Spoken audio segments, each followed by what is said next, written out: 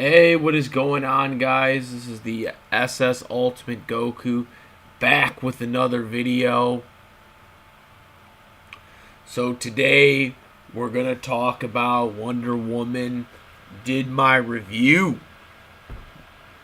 But we got a lot of people that are kind of mixed on it. We got people that are saying the movie is good. Then you got other people that are like, the movie isn't good. And you got some people that are saying that the original is better. But they give like flaws about the movie that has nothing to do with the movie. It's just the stupid movement that people are like against. You know what I mean there? Just stupid. Wonder Woman is a woman superhero. Get over it. Okay? Her beating up jewelry people. Okay, her beating up jewelry robbers, guy jewelry robbers, does not make this a girliest film. Okay? Wonder Woman in the cartoon movies, as well as the original Justice League series for the cartoons, has done this shit. Get off your high horse, quit with your stupid political agenda, and actually just watch the goddamn movie. This isn't a propaganda film, okay? So if you hate the film because of her beating up jewelry people, then you need to seriously look at yourself in the mirror. You know what I mean there. Not that type of film. It was a great, entertaining film. A lot of people are saying the original movie was better than the sequel there. And I kind of agree. That being said, to say that Wonder Woman 84 was disappointing is an understatement, because it's not. It's not a disappointing film. You need to take into the contents. Wonder Woman, the movie, the first live action movie, takes place mainly in World War One. There, you know what I mean? It's pretty much World War One, with Wonder Woman there. That is the plot, you know what I mean? Her, leaving her home, leaving the home of the Amazonians, home there, and joining Men's World, and finding her lover, Steve, and fighting World War One. That is Wonder Woman. Okay, Wonder Woman, the first one.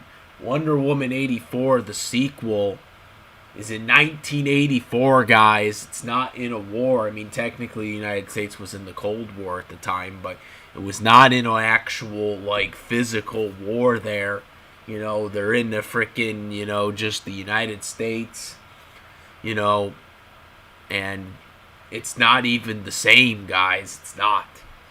She's just being a superhero, okay?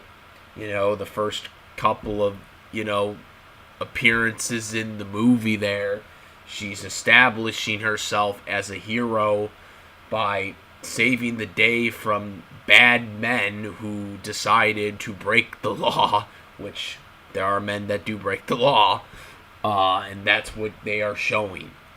Nothing wrong about that, or stereotype of political agenda there. Like, what the hell is this shit? Okay? What kind of crap is this crap that I'm hearing? These people that are like, "Ew, this is so wrong." You know what I mean? just dumb. Just dumb. People take this shit way too seriously now when it comes to movies. You know what I mean there? Um, was it better than the first movie? Probably not. Like I said, but you're comparing a movie that's primarily around wartime, and you're giving Wonder Woman's origins versus a movie where she's like established now as, a superhero in, in the United States, now far distance into the future there. In 1984, it's a big jump from World War One to 1984, but that's what they're doing.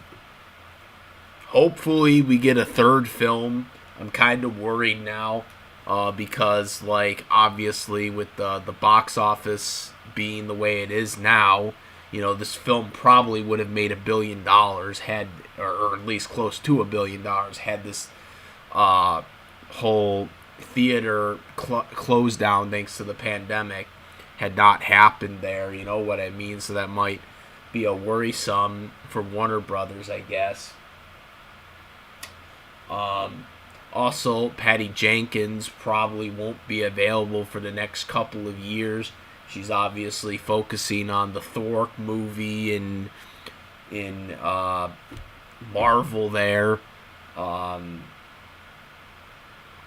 which kind of worries me because I don't want to wait 5 years for the next movie there, and I don't think Warner Brothers personally is going to wait for her for 5 years, so they're probably going to have to get a different director, which in a way will suck because the direction, the vision won't be the same. But personally, as long as the film keeps going afloat, that's the thing that matters. Changing a director in a trilogy isn't necessarily a bad thing. There's just concern because they might change a lot of directions that the original director is doing. Now, the second one, Patty Jenkins had a little more freedom versus versus the first one, the first movie, because obviously they were trying to connect everything to the DCEU, so they had to make the movie basically like, connecting to what was going to happen with the Justice League movie. So the Wonder Woman movie was really a flashback from her telling it, basically, from present day, because it was right after Batman v Superman, because she was included in Batman v Superman, so they had to pretend that the events of Wonder Woman already happened, and now she's just basically telling it to you in a movie format. They don't really get into that in Wonder Woman 84 since they technically don't have to. But in reality, it's really just, another world event of what happens to Wonder Woman. Because they're still not at present day. And obviously the Justice League and Batman v Superman were in present day. Unlike, the first movie. The first movie began in present day, but it was, it was in present day, but then it goes into the flashback, which is the entire event of the whole movie, which is World War One. You know what I mean? Wonder Woman 84 is, during the Cold War. But again, it's not like an actual wartime event. Cold War is not actually like an actual physical war. It was more of a war of dominance between the US and the USSR. So again, that's really irrelevant to the point. So comparing Wonder Woman 84 to Wonder Woman, the first movie, is kind of stupid the way I look at it, because again, the sequel is trying to establish her as like Wonder Woman, where, as the superhero, where Wonder Woman, the first movie, was establishing herself as a superhero, while everything is going on, because not many people knew who she was until she left her home and then comes to the U.S. and, or there comes out of there, runs into Steve, the pilot, and basically joins the war effort for the U.S., basically with World War One. So again, comparing these two films are kind of dumb, especially the way this whole thing is established. Because this was all set up as a DCEU thing. And I still believe it still is a DCEU thing, even though people have been kind of doubling down on it ever since they kind of gave Zack Snyder the boot. He seems to be kind of back now because they got the what's it called? They're doing the Snyder Cut for the Justice League there, which that's only going to be available on HBO Max, so probably you'll never get to see it. I don't think it's going to change anything. I never really gave my take on that, but I don't really think the Snyder Cut is going to do that much, because honestly, the Snyder Cut is just going to probably be just a couple of changes, in terms of dialogue, and I don't think it's going to make a massive change. I mean, it might make it a little better than the original cut that we've seen in theaters, but I don't think it's going to make a massive change unless the majority of the plot is different. So it seems like Zack Snyder is back in the fold. So I don't know. Like I said, Patty Jenkins had more freedom in Wonder Woman 84, but she still kind of, draws the thin line from the first movie. So that does make me indicate that this is still going to all connect for later on when whatever they plan to do for, crossover movies. They got Flashpoint. I don't know if Wonder Woman's going to be in Flashpoint, but if she is going to be in there, then who knows? But if they do a third film there, if they do a Wonder Woman third film, I don't know if it'll take place in present or if it'll try maybe 1990 or something like that. And it leads into, Linda Carter's character being in the film. That'd be quite interesting, having the original Wonder Woman back in the fold.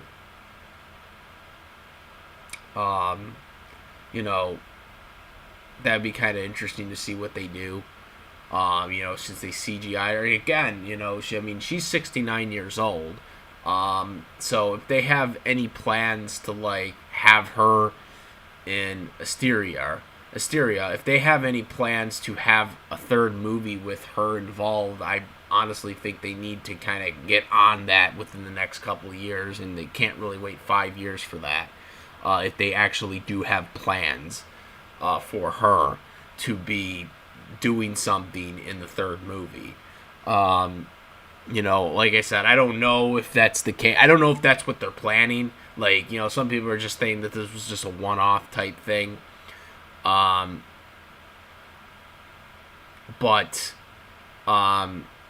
if they actually are planning to do something more with her, I would want to get on that third Wonder Woman film very soon.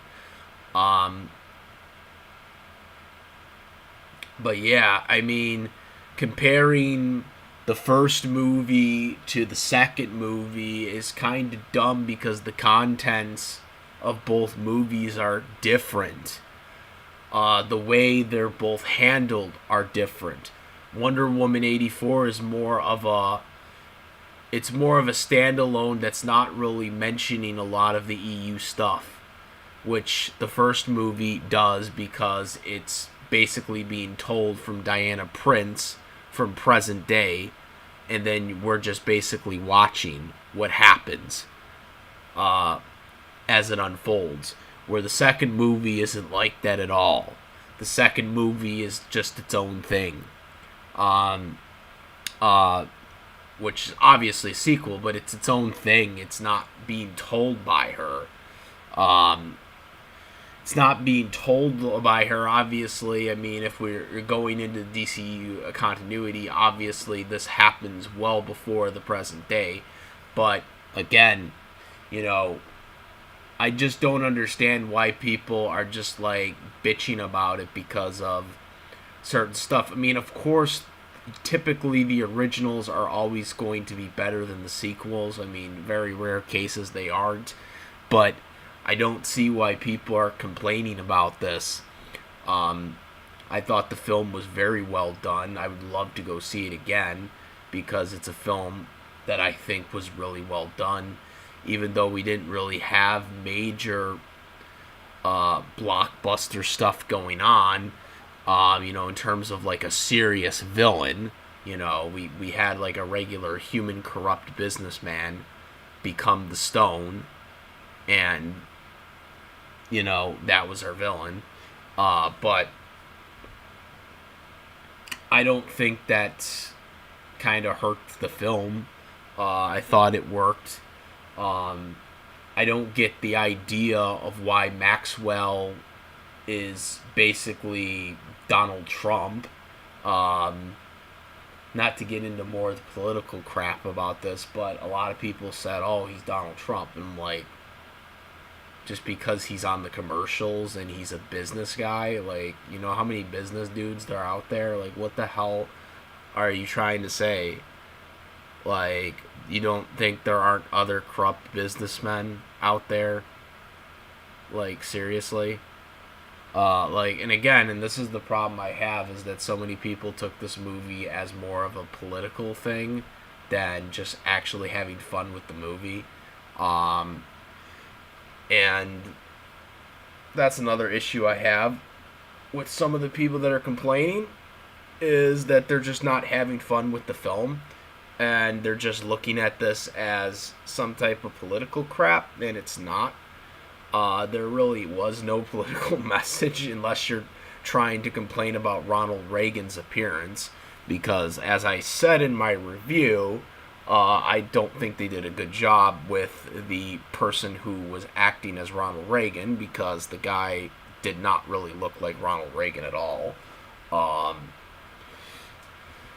In my opinion. But again, that's in defense to, the movie. I thought, I've seen people, when they do live action movies and they have historical presidents being done in there.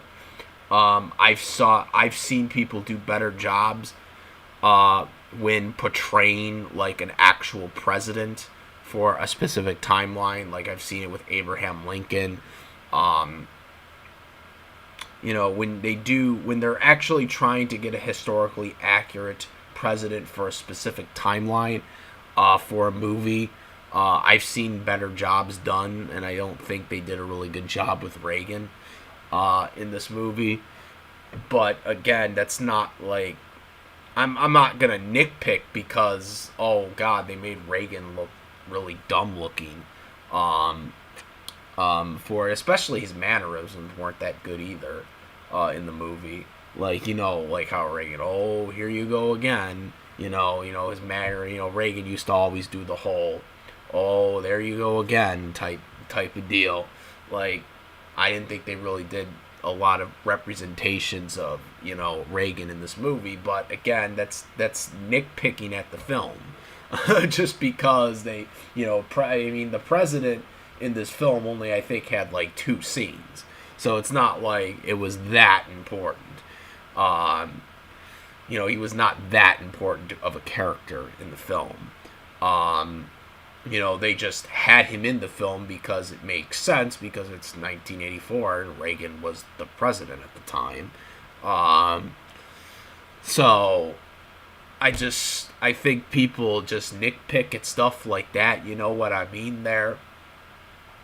But again, I don't think that's a bad thing in the film. There are much more things I think people can complain about than that, but most of the stuff in the '84 film was very well done, and I think people are just complaining because they didn't even think it wasn't as good as the first one, or it wasn't, what they wanted. I mean, her beating up guy jewelry people, is supposed to be bad, apparently. There are a lot of people, jewelry robbers that freaking do crap like this. It's not like impossible, and it's also a reason to why Wonder Woman would be like this and beat the crap out of them. So again, just kind of stupid logics and stupid thinking. People should just enjoy the film. We actually have a new film to be watching. We haven't had hardly any all this year. And people are complaining about the dumbest things, guys. You know what I mean? In terms of '84, though, is it better than the first movie? The first live-action movie? No. Is it a great movie? Absolutely yes. But again, people are nitpicking, and it's just really stupid. That's my take on this. Let me know what you guys think. Let me know what you guys think about this issue. Did you like the first film over the second film?